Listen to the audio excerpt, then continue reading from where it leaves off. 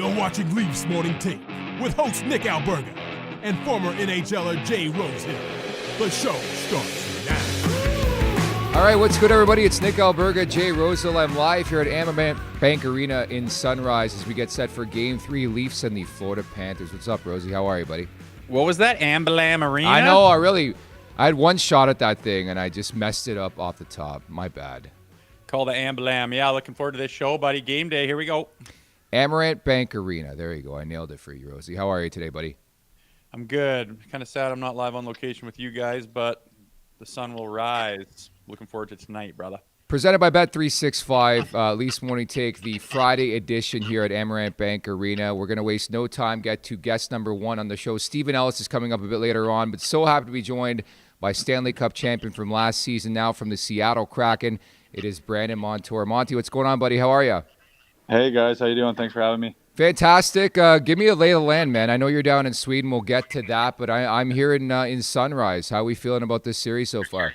You know what? I wish I could, obviously the time zone games are at 1, 3 o'clock in the morning, so I haven't got too much, too much involved or a part of it just because of the time, but keeping tabs. I mean, obviously, the guys, at least are feeling good. They're playing well, playing, probably a good brand of, playoff hockey, which is, helping them in this series. But I know the guys in Florida and, excited about probably being at home, and, Mo and the rest of the staff will have them jacked up ready to go for these 2 games at home. Yeah, Brandon, knowing that team in Florida and then kind of the history of the Leafs in the playoffs recently, when you check the highlights or the game notes, are you surprised they're up 2 Cobb after the first 2? I mean, again, it's a tough building, obviously. And I think you want to your mindset kind of going into that series. I think you want to steal at least one, and go 1-1. But again, I think that group kind of just says it is what it is. Obviously, they got to clean some stuff up, but they're obviously going to be extremely excited to be back home. The Leafs have been playing well all season. Their consistency, that brand, obviously, their new coaching staff's brought in more of a playoff brand, so that's helping. And I think obviously Florida's mindset and Mo's preaching that each series is played like a 7-game series, no matter what the outcome, no matter who's winning, 3 up, 3 down, no matter what, they're going to continue playing, and I'm sure it's going to be another good game tonight. You played the Leafs back in February, right? You played them just once this season of the 2 games with the Kraken. What did you notice? Did you notice a tangible difference from last year to this year playing them? I didn't even get the chance to play them. Okay. Yeah, I had to fly back to Seattle just because I had a baby girl, so we missed that one. But I think you just look up and down their roster. I think obviously they're deeper. Defensively, they picked up a couple pieces, obviously, that are huge, protecting the net, bigger. And then obviously up front, I think that the depth's huge. You obviously got your big guys that are scoring big goals, and you need that, but you also need 4 lines, the matchups, things of that nature. It all kind of plays out, and I think a dangerous thing that we had in Florida is the same thing as we could play all 4 lines, all 6D, no matter who was out there. You were going to create something. I think Toronto's has more of that this year. So, I'm excited to just kind of see how the series plays out. Yeah, you mentioned Paul Maurice. In your experience, how big of a piece of that puzzle is Paul Maurice as far as the success of the Florida Panthers in recent years? Well, it's huge just because the brand. We were a team that, could score a lot. We would win 6-5, 7-6, 5-4, and just kind of continue with that. But you wanted to find an ugly way to win, whether 1-0, 2-1, 3-2 games. And when Paul came in, he kind of brought that playoff style, that playoff brand that you needed to win. And we found a way to do it consistently. And when you do that, it's just the recipe for the success takes over. Your skill takes over. The players plays. But yeah, I mean, motivation. I was telling someone the other day, you could be playing game 81, game 82. Against a non-playoff team, and he'll have you jacked up, ready to, go through the wall for, each other. So motivating, his speaking, knowing the ability of knowing your players, he's terrific at that, and huge for that organization, obviously.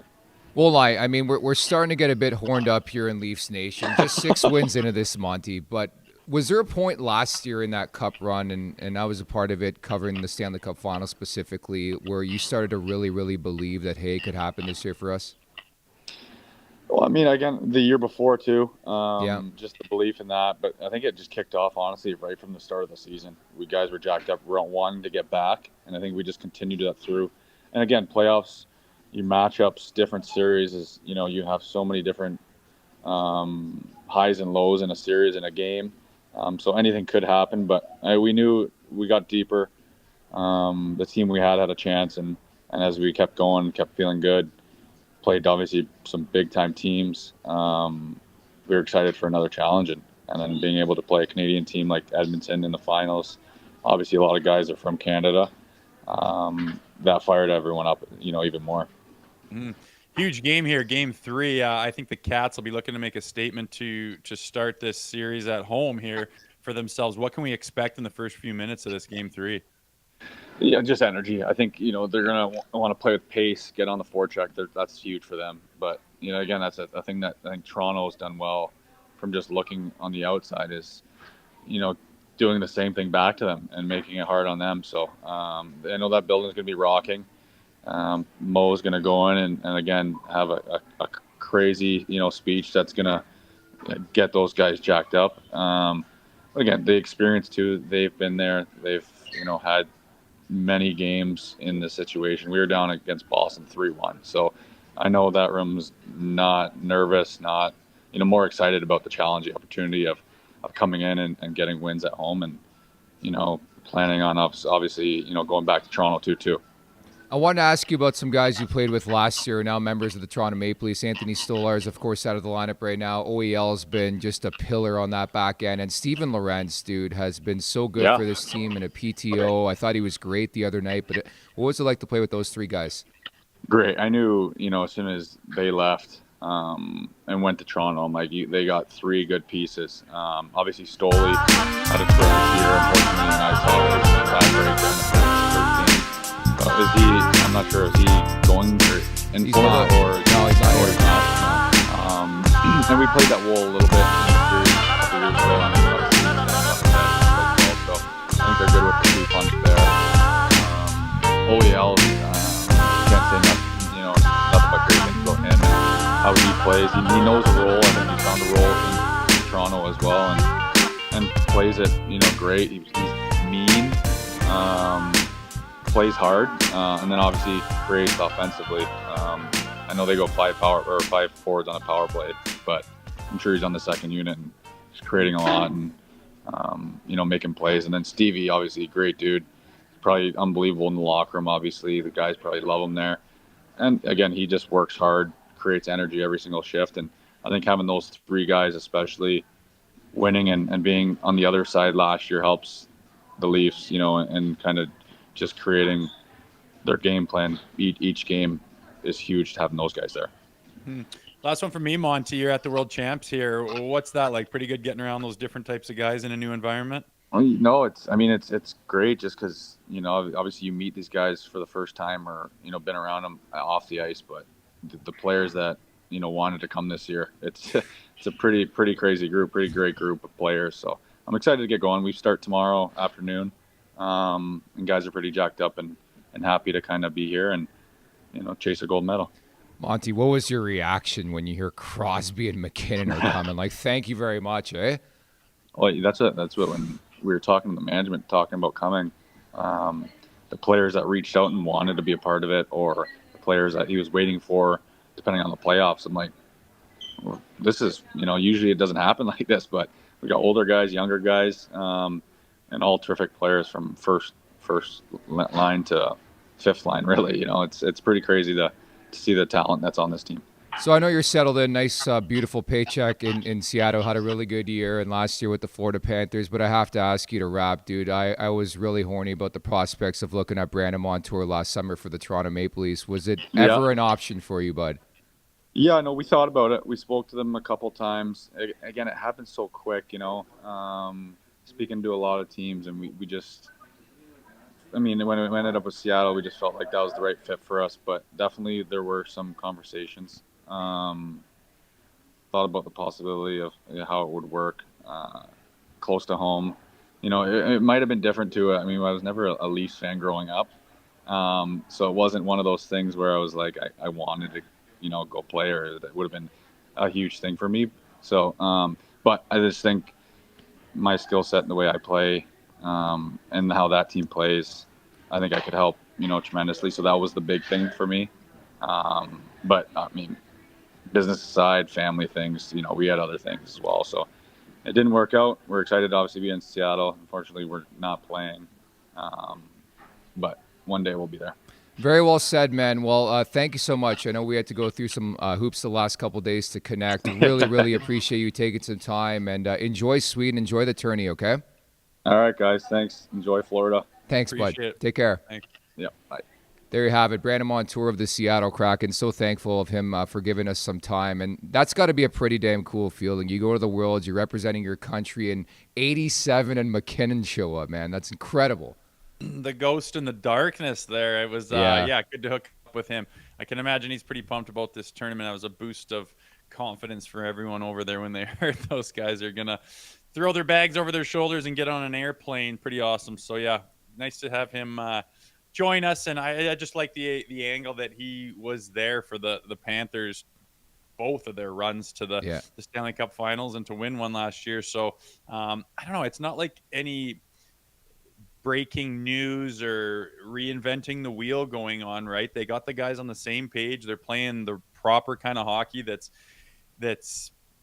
wins in the playoffs. And it's just, I don't know. Everyone tries to think that there's some kind of wild formula, but it's not all that crazy. And it's pretty awesome to see. Just, I think that goes back to John Tavares saying they're close, and we laughed at it and kind of picked it apart, but they had to tinker their attitude and their idea of what a hockey game looks like, get a couple different guys in there, and away they go. They're looking damn good right now. But the one thing that stood out to me there was they're not nervous being down 2-1 right now, 2-0, sorry.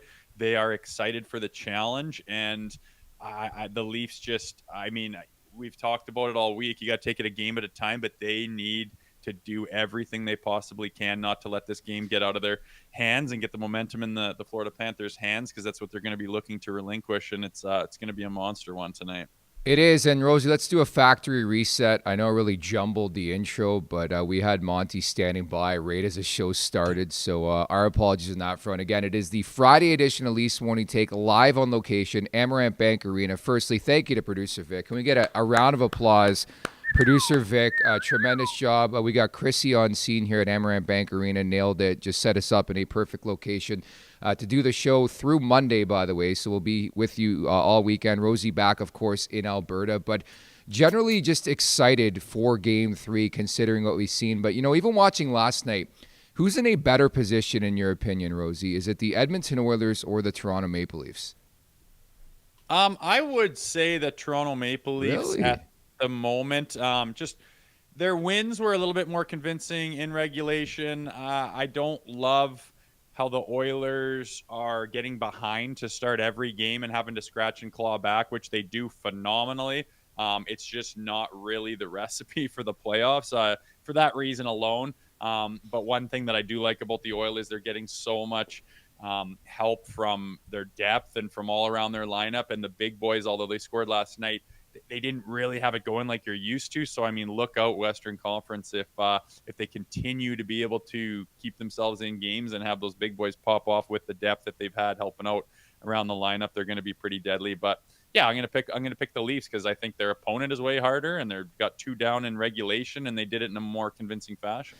Fair enough. I just mentioned the Oilers because they won the first 2 games on the road, and now they get to go home. Where you look at the Maple Leafs, they won the first 2. They took care of business on home ice. But I think both teams in incredible spots, and dare I say, maybe a collision course, dude. Holy smokes. And I don't want to get ahead of myself. A lot of business ahead for this Maple Leafs team. But Toronto, Edmonton, think about the prospects of that. Winner gets the rights to Connor McDavid. That's how I'd break it down. I mentioned that to some Oilers people, and they like snapped at me almost. I was like, "Easy, big boy, easy, yeah. big fella." Our Super But Chat charity partner this season is Sick Kids. Want to make sure that your question or comment gets on the show, hit us up with a Super Chat. Proceeds from our Super Chat will go to Sick Kids, ranked the #1 research-intensive children's hospital in Canada and 3rd in the world. Sorry to interrupt there, Rosie. yeah, you totally walked all over me. Sorry, there. buddy. Sorry. No, I was talking to Vic. Yeah. Well, all of you guys on the chat or whatever, but like everyone's so worried about not getting ahead of themselves. Like that's what the athletes have to do because they True.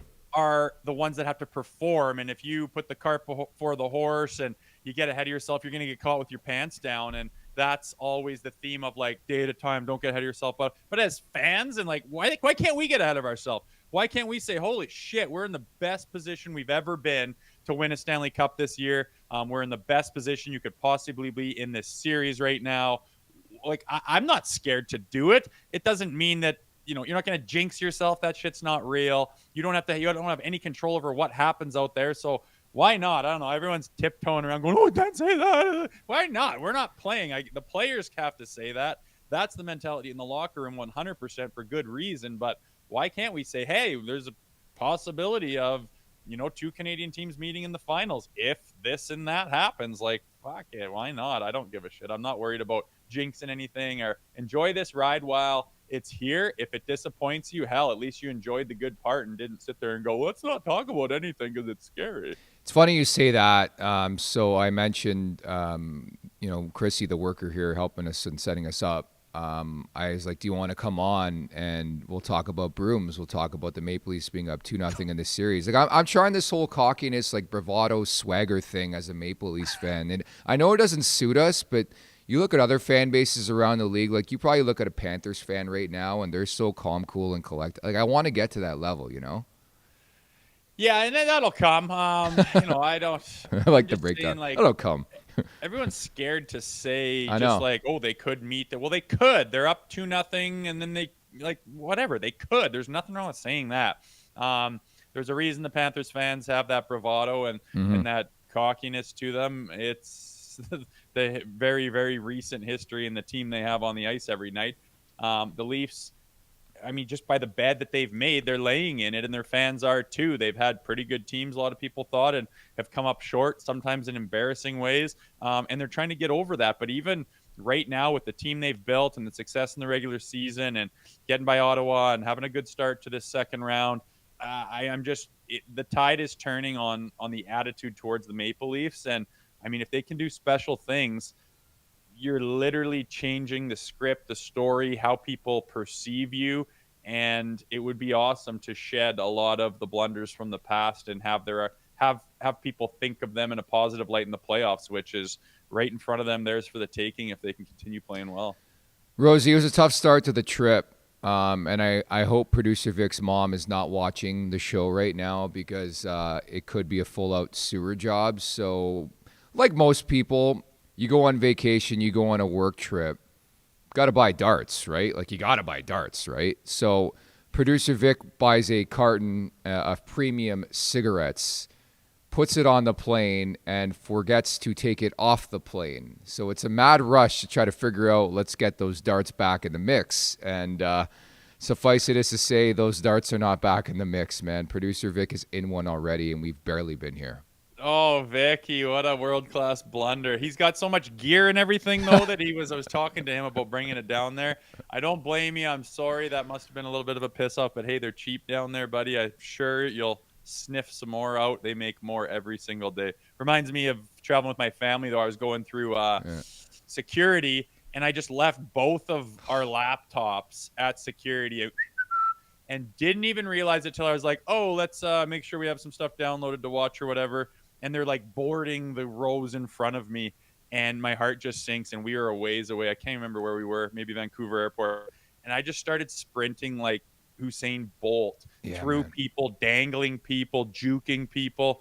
And I got there and they laughed and they're like, what flight are you on? They're like, oh boy. And I just booked it. And I came back. I was soaked in sweat. The last person on the plane.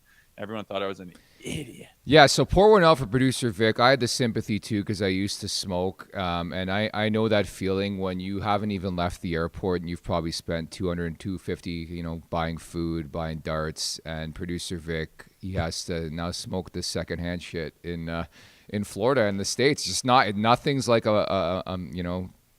like what we have back home. Those bellies just hit differently. But yeah, producer Vic. This is the morning show with kids watching. Yeah, it's a sorry. great time Do to not just smoke, mention, kids. You know what, guys? Another reason not to suck on the old heaters. Just another reason. Life lessons here at Leafs Morning Take. But I definitely, when I saw the story unfold in real time, I had to ask you. You're the moral compass on this podcast. Normal protocol, because Steven Ellis is coming up in about 20 minutes from the practice rink in the morning skate. He looked a bit annoyed, a little flustered, whereas I had the sympathy there with producer Vic, and I'm like, you know what, we're going to see this through, even if it means being up till 1, 2 a.m. the way we were last night. So I was happy to tell you that story. Well, hey, there's a lot of things going on, and we appreciate the behind-the-scenes people like producer Vic and the stuff Zach does, yourself. Yeah. And we're making hay while the sun shines here, man. The Leafs are in a great spot, and we're trying to take advantage by getting all the coverage we can from all the angles we can, and that takes a lot of behind-the-scenes stuff. So, Vicky, we'll get you a pack of darts one day, buddy. Yeah, I'm going to buy producer Vic a pack of darts today. No, I'm not. I'm not going to support that cause, and apologies to Mrs. Palladian if she is watching right now. Your son hacks, sorry to tell you. The Leafs Nation After Dark with Zach Phillips coming up tonight. Make sure to check that out. I'm going to be on there here from Amerant Bank Arena, post-game festivities for Game 3. So is Daily Faceoff Steven Ellis, who's going to drop by in about 20 minutes here at the Leafs Nation 4-1. Hit that like button here on YouTube. Hit that subscribe button as well. Leaf Morning Take. Wherever you find your podcast, make sure to leave us a 5-star review. And don't forget to check out theleafsnation.com. The team over there are just pumping out article after article. I know we were with Steven last night flying here, and he's got an article out in the pressures at hand for the Maple Leafs and just taking it shift by shift, minute by minute, game by game. So lots to cover on today's podcast. Your motorhome or travel trailer isn't just for getaways. It's a moneymaker on wheels. Most RVs sit parked in the driveway. With RV Easy, you can rent out your motorhome or travel trailer and own over $20,000 this year. Founded, owned, and operated by Canadians, RV Easy takes care of everything, including full insurance coverage provided for every rental. And best of all, you choose when to rent and set your own pricing. List your RV for free today at RVEZY.com. That's RVEZY.com. RV Easy, rent your RV, make money easy, Rosie. So we get set for Game 3 here, Amerant Bank Arena, and I can't believe it. The Maple Leafs have a chance to take a 3-0 series stranglehold here on the defending Cup champs. Who, dog? Are you guys watching from Amerant Arena, or you got a spot in there? How well? We got some press row seating, buddy. We got some press row seating for this one. I imagine the Ambalam is going to be what a name, by the way. Can we just call it Panthers Arena? The sponsorships are too expensive, I guess, eh?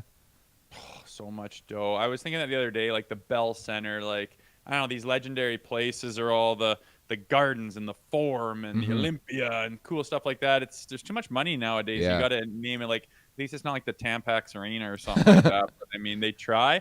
Scotiabank, the Air Canada Center. That doesn't sound too bad. But what is an Amerant Bank Arena. I'm guessing it's a bank. But before, I think it was BB&T Center, dude. They changed their name every year. And I'm lucky I remembered Amerant Bank Arena to begin with. Maybe I saw the sign coming in today. Well, I'm not going to remember that bank's name because they're a greasy bank. And from now on, it's Ambalam Arena. And dude, I butchered that start to the show, eh? Fuck. You don't do that very often. I thought it was awesome. No. I was looking at Monty to see if he's like, what kind of Bush League shit am I on right now, boy? Yeah. But I think they're going to be buzzing in Ambalam. They're down a bit. They need a big start. And when Monty said that, I was like, yeah, you're probably friggin' right. No one likes to be down 2. But even Ferraro said the other day, the playoffs, nothing's happened until you lose at home. And make no mistake, it's very possible to drop this game here in a hard-fought battle, or maybe it's a blow, or maybe who knows. And then it's like a one-game challenge to see what you can do. And if you can't get that one, holy shit, we're going back home. And it's all tied up. And this beautiful lead and all the excitement is gone. Yeah. And then there's going to be that pressure and tension in Toronto again. So you're trying to avoid that at all costs.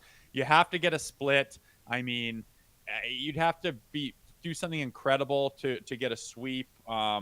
Anything is possible, of course, but like a split is what you really need, and then you got a bunch of cracks to get the job done, much like what happened in round one with Ottawa. So you got to get your head screwed on straight. Again, it's just nothing really matters in the past. You got to have a short memory. It's just reset for tonight.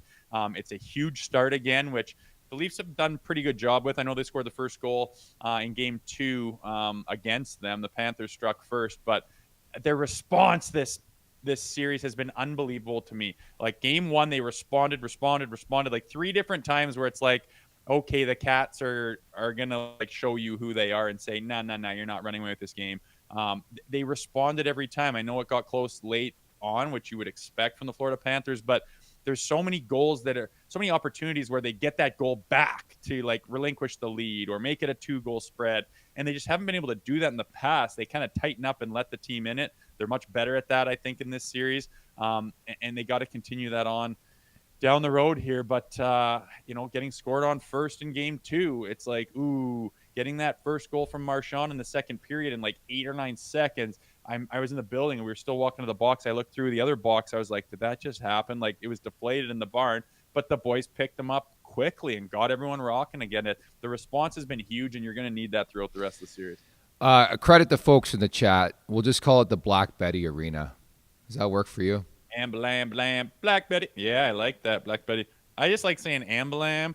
Amerant Bank Arena. Amerant Bank Arena. That's like a good starter before you do a podcast or a show to like enunciate and pronunciate. So much money they can just waste it on some stupid building with some outrageous amount of money. Okay, you're cool, buddy. It's Amblam.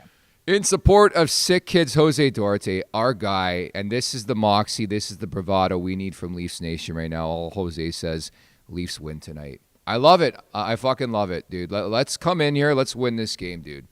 I was going to ask Montour what his prediction was. I guess it got away from me. I wasn't sure if he was going to, I have to go with the Cats, or if he was going to be like, F you guys, man. You didn't re-sign me. I don't know what the story is, but I should have asked and seen what he thought. But I would imagine everyone in this chat is feeling good about a Leafs win and going to put their dollars there. And why not with the value? Did you see what Vegas thinks about this game 3? Yeah, that's bullshit, man. Put some respect on that blue and white, baby. Put some respect. They're like double. They'll like double your money if the Leafs win. They're up 2. They're playing great. Like, yikes! I took them a money line. I mean, we'll get to that segment, but it's just wild that that Vegas won't give them their flowers for anything yet. They think that this is going to be a very unlikely Leafs win, which I would love to go against the grain on that, baby. I think it's more a byproduct of it being A, the Stanley Cup champs, and B, the unlikelihood that they can go down 3-0 in a series. But as you talked about various times before on today's pod already, this Leafs team, they just have had an answer. And would we be shocked? We saw it in the first round. They were up 2-0, went up 3-0. I would not be shocked at all. I think a big story for me is going to be discipline, Rosie. I don't know. Did you see that clip that we talked about it a bit in our group chat yesterday, Ekblad? Did you have an issue with that, the Ekblad play when he goes in a wall a bit? Like, yeah, kind of. Like the first, like, again, that. Say he lands that kind of on his head or whatever. Now there's an elbow to the head. There's a vicious thing. There's a clear intent to injure. There's a suspension if it was, but it didn't turn into anything. But he's going to the net and like looking for the puck up in the air and then just whoa with the forearm shiver, which he just did to Gabe Gensel, buried his season. And then said I was aiming for his chest, and I have no. And then he does first game back from suspension, man. I can't believe nobody saw that. It wasn't really on Twitter. Had to be a little behind the scenes thing that kind of got dug up later. One of those things. But there's a clear. Like, can you imagine he landed on? Like, can you imagine I don't even want to say that, even though I'm not into jinx and stuff. But they take Joseph Woll out with another headshot, and then it's like, oh Lord, it's 2010 with Matt Murray in there. Don't even, dude. Was very, very suspect to see that going. What was he doing, especially just coming back from suspension after injuring a guy with the exact same type of move? I was kind of like, wow. You got to admit it, though. Sam Bennett and Aaron Ekblad, like around July 1, we are going to be having some combos, aren't we? I would like to think so, man. Don't want to get past this year Obviously, because yeah. it's too exciting. But those are guys that you could potentially jump on. They potentially could have some cap space for them. Competitors, cup champs have been there and know what it looks like. Craig Berube style of hockey. They would complement so many guys. You look at the depth and look at the line combination potential with those two guys. Of course, man, there's so many. They're some of the top two prospects that I think the Leafs will probably be seeing if they can get a hold of this summer for good reason. Justin Carr writes in, we don't have the room for a D, Nick. Okay. So if Aaron Ekblad's like, you know what, guys? You got no room for me. I'm not coming. Screw you. There's no room for another defenseman this year. None. Zero. Mm-hmm. I think there is always some interesting cap maneuverment and some roster manufacturing. A lot stranger things have happened than getting Aaron Ekblad to Toronto this summer. Very true. At the Leafs Nation 401, hit that like button, hit that subscribe button. Rosie, I love the evolution of our guy, Willie Nylander, man, where it's like all this conversation about the core four and the core four, and they can't produce when it matters most, especially when it comes to really Rizlander. It's changing, man. This guy is quickly ascending into a big moment, big game player, and he's getting the credit around the league. Like we had Dallas Aikens on the show yesterday. Our various guests, in fact, over the last week and a half have been just talking and raving about Willie's game right now. Yeah, he's one of those guys, like even his teammates say that he's just got ice in his veins, man. Like he doesn't get that scared look on his face of like, what's happening out here? This is difficult. He gets a little grittiness to him, and you saw that on the bench sometimes, like, quit fucking whining and do something. Like he's got that attitude.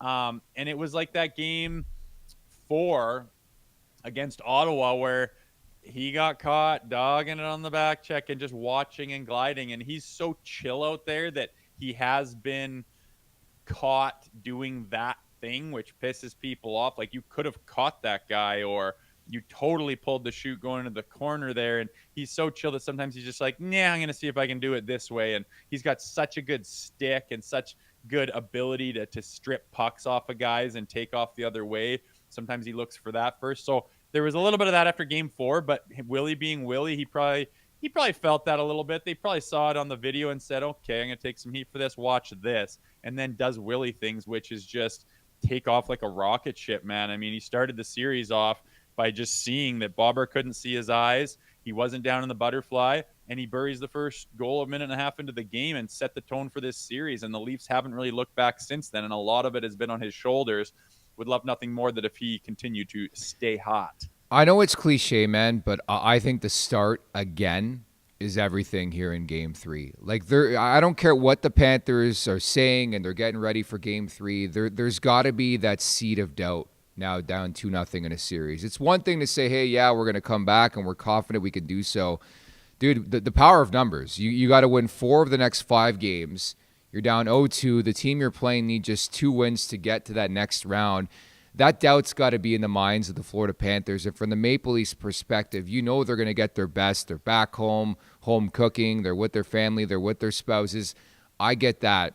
But that's the thing that's really impressed me about this Maple Leafs team throughout this run. I know they've won 6 games, lost 2 so far in 8 outings. But the preparation and the starts, more times than not, have been, rate what you need. And that's exactly what I'm looking at tonight here, Rosie. Yeah, you think snuggling with the spouses has something to do with those W's, do you? I never Yes, know. sir. Maybe. You tell me. You're the former player. This start, I didn't care if I was on the road or at home. I think that's overblown in sports. There'd be a drastic difference between everybody's record on the road and at home, and that's just never the case. But their start is going to be massive. I really think that this is kind of this it could potentially be a defining moment in the series, this first 5, 8, 10 minutes of this game. With Paul Maurice, the experience in that room, that Florida Panthers team knows what they need to do, and they are going to try to come out guns blazing, put them on their heels, tilt the ice, get a lead, be physical, and really show that they can take this series back into their control. If they try to do that and the Leafs stop them, push them back, score first, be more physical, have some big hits, score on a power play, that's going to be a point in my mind where they're not going to say it, they're not going to verbalize it or any of that shit, but they're in their mind, they're going to look and go, geez, man, like we're kind of giving them our best here. Like, is this real? Like, are we not going to be able to beat these guys? And I think that'll be the first seed of doubt if they can control the Panthers start tonight. I'm really going to be paying attention to this one. I've said that every game, but I think that's the truth. It's massive. It is absolutely massive, especially when you're playing the defending Cup champs the way the Maple Leafs are here in the Florida Panthers. This interview is brought to you by our friends over at Greta Bar. Whether it's before, during, or after the game, it's the place to be on King Street West. Awesome street food and wicked arcade games. 590 King Street West, Greta Bar. Let the games begin. Let's head down the road about 45 minutes or so and link up with Steven Ellis of Daily Faceoff, who's at the Panthers practice facility. I believe the Leafs just hit the ice for the morning skate. What's going on, Steven? This is a nice practice facility. Fun fact, this is actually where the LATAM Cup happens. So that's where like Argentina, Colombia, and Mexico, like my favorite hockey teams in the world, play. So this is a very cool place. He's not kidding either, folks. And Steven, we did bring up earlier on just what went through your head when producer Vic's like, I lost my darts. Like, was that shit? I need to get to my hotel. I don't care about your darts, or you have sympathy? I was ready to fall asleep that whole time, so I also couldn't hear anything because my ears were so plugged, so I was just along for the ride. Els, what's going on over there? You got to look at their pregame skate now, did you? What's everybody on the ice? Chiefs running it, some looping and shooting. Who's hanging out? You notice anything? Yeah, kind of just a standard practice. They got the three goalies there, Wall, Murray, and Hildeby. Looks like Robertson and Camp are going to be the odd guys out. Other than that, it seems like it's kind of just status quo. And we got to talk a bit to the Florida Panthers beforehand. And the one thing that was brought up was just like, how do you contain William Nylander? That's the big question here. And obviously you see how he's played in the first two games and actually in the entire playoffs here. And Florida hasn't had an answer for him yet. So it's going to be an interesting one, I think. Florida's coming out here hot. This is kind of uncharted territory for them to be trailing 2-0 in the playoffs the last couple of years. So it'll be interesting. But, yeah, it looks like it's going to be status quo for Toronto tonight. I actually like that it's all about Nylander because, and this is why you have the core four, dude. They're shields. I don't know if you agree or concur with us. I still think there's another level for Marner and Matthews specifically. Maybe those are two guys to look at tonight, right? Yeah, like Matthews only has, 2 goals in the entire playoffs here. So for a guy who scores a lot, it's been a bit surprising to kind of see that lack of production. But I still think that, for me, the big thing the last couple of years wasn't necessarily how the core four was performing. It was, how does the rest of the depth look? And if they're going to start stopping, the other teams are going to start making it harder for Matthews and Marner and guys like that. We expect that. But how did that bottom six go out and start to pick it up? And I think that we've just seen a team that's winning by committee right now. They're getting good performances from Max Pacioretty, from Max Domi. Obviously, Matthew Nyes has become a star. So I think the fact that everyone's kind of looking really good right now, and it's something like 11 or 12 players have produced already in the first 2 games, is a very good start. But when you got it, Nylander's taking the heat off everybody else. And I guess that's something where you're looking at Matthews, looking at Marner, and you're saying, okay, fine, they're still winning. Mm-hmm. What with the Panthers skate around, was Paul Maurice, is that a pretty intense vibe? Is it business as usual? Can you notice a difference between, I guess, the energy on the pregame skates between the two teams? Nothing too crazy. It was Florida. It was not as many players on the ice. There was a lot of work on Bobrovsky, working on his angles out there. And as goalie myself, that was what I was paying attention to. And I think with him, it was, Bobrovsky's had a bit of a rough series, and he hasn't been great overall in the playoffs. But we did see that in that first Cup run where he started off a little slow and then just turned on the Jets against Toronto, and everything changed for the Panthers. So I would expect a better performance in net there. And for Florida, let's just see how intense they are. Again, this is going to be at home ice. We know that when it comes to games being played in Florida, there's a lot of Toronto-based fans. I'm actually curious how different it is now compared to 2 years ago, given the reception of Canadians going to the States right now. But I think it should be a loud place. Marchand, Tkachuk, we expect them to throw big hits early, and we'll see how they respond. Interesting you brought up Sergei Bobrovsky. If there's anybody who knows Steven Ellis, the one thing he brings up all the time is that he plays ball hockey, and he's a kick-ass ball hockey goalie. What do you think the Leafs are doing to find success against Bob so far? Like, is it as easy as getting in front of him? Like, has he been subpar in your opinion? What's your assessment? Well, if put it this way, if I was playing in net for Florida would have never allowed a goal at this point. True. But Yeah. all jokes aside, there's ball hockey rink right beside. I might go play. In terms of like with Bobrovsky, he's struggling with that second save. That's the thing that's been noticeable right from the get-go. It's he can make that first save, but he doesn't have that athleticism to get there and make that second save, and that I think has hurt him a bit here. But this is still a goalie that knows how to handle pressure, whether it be his success at the World Championship, whether it be his success obviously the last 2 years in the playoffs. Like, this is a guy that when he turns it on, he could be unbeatable, and I'm expecting that big response tonight. And he looked really good in that one home win that Florida had in that first round, which I was a little surprised that's all they did, given that they won in 5 games. But his ability to just go out there and just dial himself in when he really needs to, when everything's on the line, is important for that team. So we'll see if he goes out there and outduels Joseph Woll. Any prediction for the game tonight? We don't expect the Leafs to go for a sweep, right? And I think that this is going to be a tight game. This is going to be a good goaltending game. Oh, okay. Well, maybe you're alone in that one. I'm expecting this is the one where Florida is going to get back into the series. My wild guess is the Leafs win game 4, but tonight I think Florida is going to come here answering, knowing that like it's a must-win game at this point, and they're going to be firing high. I believe I had to leave Maurice's press conference early, but it looks like there's going to be some potential game-time decisions there in the lineup, so we'll see. But yeah, it's a team that you expect to kind of thrive in that energy right now. Yeah. I wonder about the politicking as well. I never take anything Paul Maurice says seriously, with the due respect. Like, he knows what he's doing, and I that's the unique aspect of this series too, right? Ellis is like covering Craig Berube, and Paul Maurice is fun from a media standpoint too. No. Yeah, like two totally different guys. And Maurice is looking to have fun all the time. Berube doesn't give us a ton of information all the time until after the games, but we'll see what he kind of has to say when Leafs are done off the ice, which looks like they're almost done. Okay. Thank you so much for checking in from the practice rink. I'll see you later on, man. Yeah, thanks so much. There you have it. Stephen Ellis from the Leafs morning skate. Actually, the Leafs, I believe, staying in Fort Lauderdale, practicing in Fort Lauderdale, and the Panthers. I love it, dude. Imagine this setting where you can buy a golf cart and take your golf cart, Rosie, to the rink for like practice. That's insane to me. I love it. Well, I was watching, I don't know what I was watching on something TV in some general, but Chuck does exactly that. And he goes and takes a dunk in the ocean kind of after his pregame nap or after his meal or some shit. It's just such a different world than, living in Winnipeg. And you get to soak it up. That's why I had to have a little talk with you guys about bitching about going down to Florida. Who's bitching about Florida? That's my question. We gotta go to Florida. I'm like, I could get on the airplane and go to Florida, baby. I'd love to go down there. I enjoy it.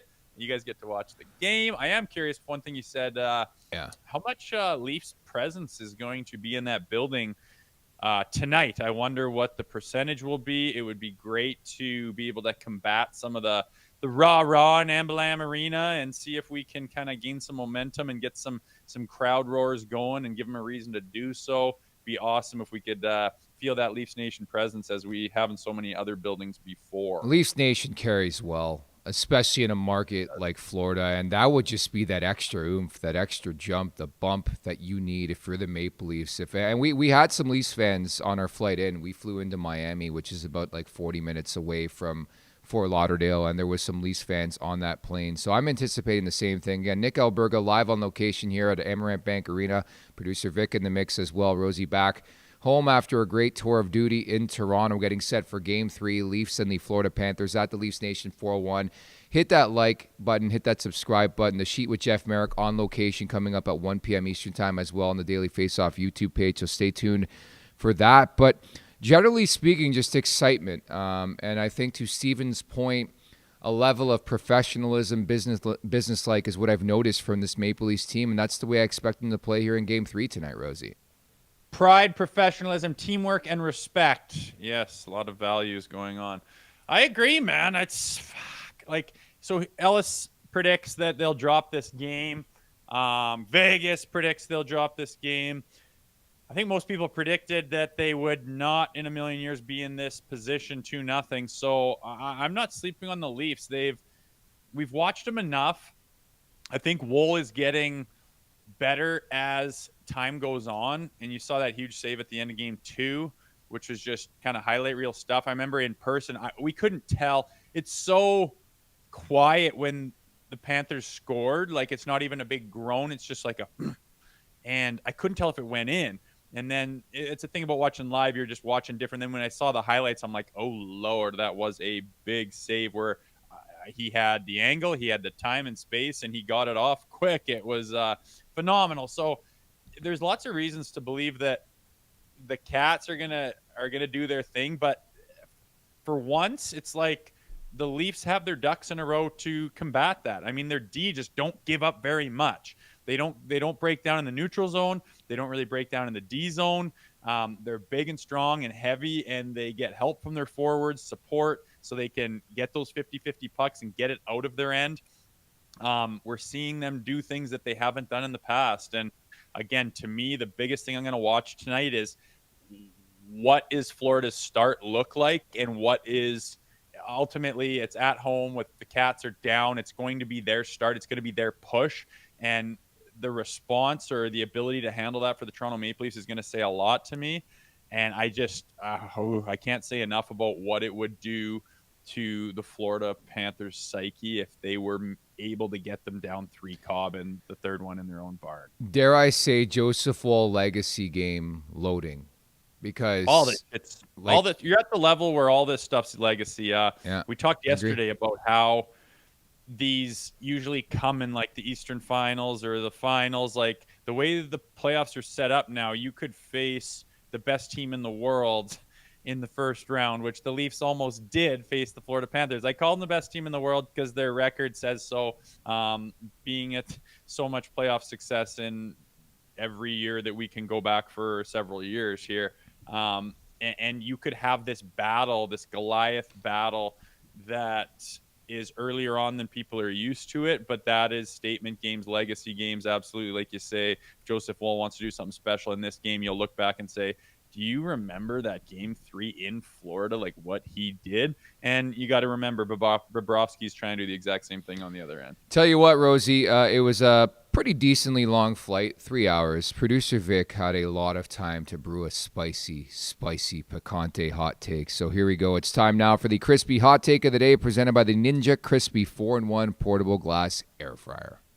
Meet the Ninja Crispy Portable Cooking System, the power of a full-sized air fryer in the palm of your hand. It is an all-in-one system and includes 4-quart, 6-cup Tupperware glass containers and 2 storage lids. The Ninja Crispy is thermal shock resistant. It can go from frozen to crispy in minutes. With the Crispy Power Pod, you get the power of a full-sized air fryer in the palm of your hands. The 4-quart container fits 4 pounds of chicken or veggies. Cook a personal-sized meal in 7 minutes in the 6-cup container. Max Crisp, bake, air fry, and re-crisp with the Ninja Crispy. You can prep, cook, and store anything from crispy favorites to one-dish meals. Visit their website in the link in the show description and stay tuned for your chance to win a free Ninja Crispy. You ready for this one? Producer Vic, you want to come on over? Too lazy? No? Producer Vic's coming on over. Show yourself! Because you know what? I've been saying some of these hot takes, and again, they're not my takes. So, Producer Vic, take it away here. Get in the screen here. And Rosie, just make sure you don't respond until I get you back on camera, all right? So that's number 1. All right. Okay. The Ninja Crispy hot take today is that Sheldon Keefe was always the problem and not Kyle Dubas. And again, I want to give you an explanation because I do this and then you guys poo-poo it and then no one hears why I said it. So I went back and I looked. The Leafs have 28 goals in 8 games in this postseason. I had to go all the way back 15 games of Sheldon Keefe. That is when, so in the last 15 Sheldon Keefe games, they've scored 31. So there is a way to defend and still be able to score. And it looks like Craig Berube found that right away, and Sheldon Keefe just couldn't. So I'll let you respond. Bam! That's actually a pretty astute point by Producer Vic, because what was the one thing people wondered about going into the playoffs? Toronto's depth. And there's been recent incarnations of this team, the Ryan O'Reilly team, where you're like, shit, they're pretty good, and they couldn't score goals. And now all of a sudden, new guy comes in, and he's a really good defensive mind, but they're playing good D, and they're scoring goals too, Rosie. Yeah, man, it's not that crazy spicy. I think it's a combination of Dubas and I agree. Keefe being replaced by Tree Living and and Berube. I believe that it's a combination of the two, but that is interesting, man. I remember when he came in and people were like, oh yeah, you're gonna have these superstars dumping and chasing and good luck scoring goals, and you're stifling their creativity. No, their creativity and bullshit and running the entire hen house with zero consequence was stifling their ability to do anything in the playoffs when it's tough and when it matters and when you got to have all your systems in place. Now you got them in place. Tree Living also brought in the OELs and Tanevs of the world, and Laughtons and these other guys that are helping out. And it's a combination for sure. But I don't mind that take. Like, again, Keefe was super nice guy. I'm a fan of him. His nice gesture to leave Toronto on such a nice note. Like, great. But just the way he coached it wasn't indicative or conducive of success in the playoffs. I don't think they were disciplined enough, not penalty-wise, but on what you need to do with the puck to protect it, on making the right decisions, on maybe, leaning towards safety instead of fanciness. It's all changed now, and I'm not against that hot take, as spicy as it was, Vicky. Yeah, Vic's dialed in here on location at Amerant Bank Arena as we get set for Game 3. That was a very spicy hot take, but again, if you were to say that 2 months ago, if you recall that losing streak the Maple Leafs had, there was a couple tweets out there that I underscored and subtweeted and said, you don't know what you're talking about, questioning the coaching integrity of one Craig Berube. And Rosie, how often have we talked about this team going on a heater at the right time of year? And man, this last 2.5 months has been really, really encouraging, where they're just growing and growing and growing and growing. We're seeing the maturity as well. Yeah, they've completely done that. I mean, there was a lot of injuries that we dealt with all season long, and everyone kind of healed up right funneling into April. And they hit their stride with a lot of guys. Some guys kind of popped off at the right time. Goaltending was ridiculous. They literally got the ball rolling and rolled it right into the playoffs, and it's done them very good. They're looking sharp right now, and they got to keep it going. It's all for naught if you don't keep it going. It's all for naught. As great as this is, there's a lot of good teams that have gotten to this point and not done too much more. So still focusing really heavily on Game 3. What can they do? Can they draw off the success they had in the first 2 games? Can they duplicate it? Joseph Woll, can you continue to get better and try to reach your ceiling? A lot of question marks are going to be answered tonight, but there's no question this team is just better suited to be in this position than they ever were. The Ryan O'Reilly, Luke Chenier and stuff, I mean, you chuck those guys together and just see what happens. It's so much more well-rounded. It's so much deeper and thicker than it was back then. There's just no arguing that this team is a better playoff hockey team. Speaking of looking sharp, Jeff Merrick just rolled in, I think fresh off a plane, and he looks like Ric Flair. He just wooed, but fresh off a plane from Washington. Again, the Sheet, 1 p.m. Eastern time, going to be a great show once again. Great to have Merrick on location here at Amerant Bank Arena. Maybe he does a better job of pronouncing that name than I did. Merrick, I know you missed it. You're behind the scenes, but I had a botch to start today's podcast where I couldn't get Amerant Bank Arena out of my mouth. But Rosie, we're in a better place right now, aren't we? Yes, we are, and it's how many hours down till Ambalam starts buzzing out there. That's not going to change this whole series. Sorry to let you know I like that word a lot. Black Betty Arena, that's where we're going with now. Want to get on the action for Stanley Cup playoffs at Bet365? They got you from game props, player props, totals, and the money line. You can even bet on futures like series winners, conference champions, the Stanley Cup champions, and much, much more. Whatever your bet is, it's never ordinary at Bet365. Download the app and get in the game. An official partner of the Stanley Cup playoffs. Must be 19 or older, Ontario only. Please play responsibly. If you or someone you know has a gambling problem, visit connexontario.ca. Dude, I'm going back to the Nylander well. This guy's in Conn Smythe conversation for me right now, bud. I am not surprised. I am also staying with one of my bets, Leafs money line. Plain and simple, old school Leafs money line. It is absolutely juiced right now at like 195. Like, they're willing to double your money back if the Leafs win this game. Crazy. I'm riding that puppy. Want to double that thing up. Also, I am just going to mix in, just to not do the same. Okay. Matthews anytime goal, which I had last time. And I am going Matthew Nyes, ATM. G, because me and his mom are now friends. Yeah, you and Nyze's mom, dude. Like, we got to get her on the show. We can't get Matthew Nyes on the show. We can get his mother on the show because she's a fan of the podcast. I love that. She was so small and sweet and soft-spoken, and I'm pretty sure she had an accent. I should look down if she was born somewhere else, but by all accounts, a very sweet lady, and just kind of tugged at my sleeve when I was getting on the elevator. And thank you so much for what you say about my boy. I'm Matthew Nyes' mother. I was like, this is the best. Don't quote me on it. I believe Slovakia. Okay, that would make sense. Yeah. That would totally make sense. I don't know how that boy came out of that woman because she was very tiny and sweet, and he is a monster. Do you want me to tell you how babies are made, or do you know that answer? I've already been having that chat with my little boys. Sometimes they get questions that I'm just like, whoa, baby. How do you I break hit 'em that with the down real to a thing. kid, Rosie? Like, hey, this is where babies come from.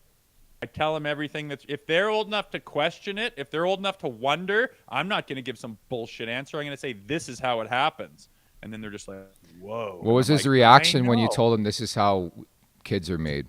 What was your kid's reaction to that? Just like, okay. I'm like, yeah, man, they're very special. Those are why they're called private parts. Oh. And it's how humans are here, man. This is how they're here, baby. If you're old enough, mature enough to ask the question, you're old enough to hear the answer. My wife's like, what are you doing? Dude, you're that type of parent who just rips the Band-Aid right off. That's what I appreciate about you, and that's what I appreciate about this podcast. You never know what the fuck we're going to talk about on the podcast. Don't dick around, man. Get to business. Yeah. Get down to the real thing. Tell them how it's done. Speaking of business, my last play, I'm going to just keep hitting this. Bob McMahon, dude, like, we love you on this podcast. Hopefully his mom watches too. 19 games without a Wainwright, goal. Alberta. Yeah, Wainwright, Alberta, is it? Yes, it is. Yeah. I know. I don't know why him. Like, why not Lots? Like, how about Lots scores a big yeah. one? Damn, he almost did. I think it was in the third. Oh, I was on his stick, and I thought he did bury it. It was kind of on the far end of the rink, but I was like, can you imagine just the Sally with the crowd behind him? You get that picture of, and this is the night Scott Lawton became truly a Maple Leaf, and something like that could happen tonight. So why not sprinkle him? I like it. Just to wrap here at Amerant Bank Arena, make sure you go check out Morning Cup of Hockey. Phenomenal job by the boys. They had a 3-pack of interviews today, just like straight interviews on the show today. Dougie Waite, Colby Armstrong, who keeps dodging us for some reason. We both love the guy, both work with him. You played with him, I worked with him. Just won't come on Leafs Morning Take, so we're renouncing his rights. And Merles is on there too, so great show. Check that out. The sheet's coming up at 1 p.m. Eastern time. Jeff Merrick in the bullpen. Hopefully he's better than the Blue Jays bullpen right now. But we got all avenues covered, Rosie. I can't wait for this game tonight. And make sure you check out After Dark with Zach Phillips too. I am going to text Arm Dog. Do it. And give it to him see too. What's going on. I just commented on his wife's post about little Cruz. He Yeah. just got drafted to the Dub, and I was like, I thought he was 8, but he was 8 a long time ago.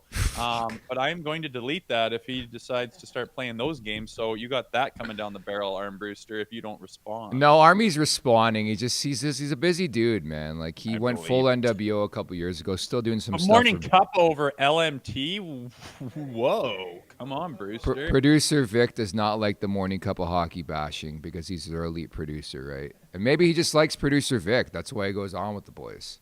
It's very likely. I don't know. I was his roommate on the road. We have a couple of fun stories. I guess those mean nothing. I remember it was Colby Armstrong. It was New Year's when I worked at Sportsnet. We went out, and all I did was take a video of Army dancing, no beverage in hand, and I put it on Instagram, and 2 hours later, he called me. It was like 2 a.m. right after New Year's, and he's like, I need you to take that down. I'm like, you're kidding me. But that's Army, though. That's Army. Rookie mistake, man. Yeah, he gets worried about stuff, and he doesn't like that. He likes to be in control of that stuff. So you take that down, rookie mistake, Mr. Video Man. Well, no, it was just like, hey, I'm with Colby Armstrong. We're having a good time. No alcohol. But he got in his own head a bit. But it's okay. We love Colby Armstrong here. I do too, and I'll reach out to him and say, listen, I don't care what your schedule is. You're coming and talking some Maple Leafs, baby. Yes, sir. Feeling good about life, Rosie. We're going to leave it at that. And by the way, I haven't told you yet, we're going to give you your Saturday off. It's just going to be me and Merrick on location, Amerant Bank Arena. Maybe probably news to Jeff Merrick right now, but we're going to do a bit of a conversation tomorrow, get Merrick's thoughts on this series and where we go from here. So we'll reconvene on Sunday morning, 11 a.m. Eastern time, okay? So I am packing my shit. All right. Yeah, good. pack your shit, but you're not going to be on tomorrow. We're giving you the day off. I know it's been a long week for you, buddy. Maybe I'll be fired up and I'll have had a couple of hotel beers and I'll want to come on, though. On Will tomorrow you stop morning? me? Tomorrow morning? Oh, on Saturday morning? I thought you were talking about post-game. No. No. Sounds good. We'll get it out. We're going to be there. It's going to be sporadic, but I'm down for whatever. I'm packing my stuff. So, looking forward to that. And as you mentioned, Zach Phillips After Dark. I do enjoy the after hours breaking it down. Now we go, baby. Thank you once again for the to the Florida Panthers for the hospitality. We'll be back tomorrow. We're going to start at noon Eastern time tomorrow, so stay tuned for that. At the Leafs Nation 401, hit that like button, hit that subscribe button. Leafs Morning Take wherever you find your podcasts.